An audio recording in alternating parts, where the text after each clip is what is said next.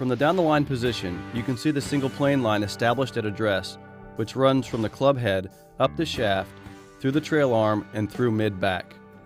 The lead arm is visible above the trail arm, the shoulders appear slightly closed to the feet line, and the legs are straight with a slight bend from the waist. The initial move into the backswing shows the rotation of the hips and the shoulders as the club moves inward under the single plane line. From there, the trail arm folds and hands hinge as the club moves upward, passing a point parallel to the single plane line. The hands continue to move upward to the top of the swing where the club is on plane. At the top, the lead arm is across the shoulders and the club face is square to the back of the lead hand and arm. The lower body starts the movement into the downswing where the hands follow, beginning their movement onto the single plane into the downswing.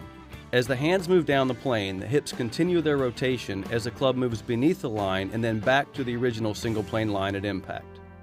At impact, the hips are slightly open, the feet are on the ground, the trail arm is flexed and beneath the lead arm, and the shoulders are square.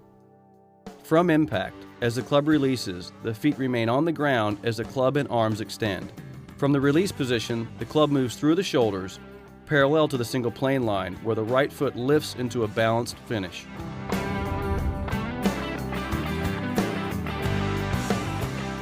The face-on view of the Moe Norman single-plane golf swing shows the perfect geometry of the club, arms, and body from the starting position, where there is a straight line at address from the club head to the inside of the lead shoulder. The club is square and placed behind the ball. The shoulders are tilted where the right shoulder is lower than the left shoulder. At this position, there is a relationship between the handle of the golf club and a point just above the lead hip called the pivot point.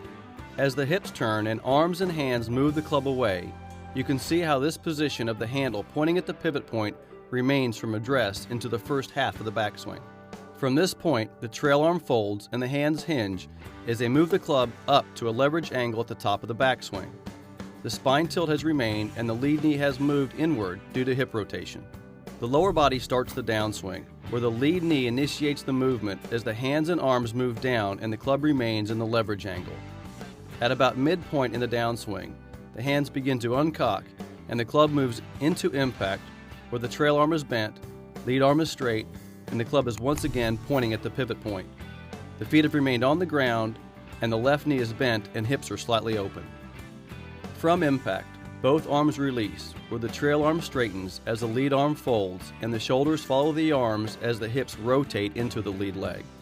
From the extension and release, the right foot lifts as the weight is completed into the lead foot, where the head has moved forward into a balanced finish position.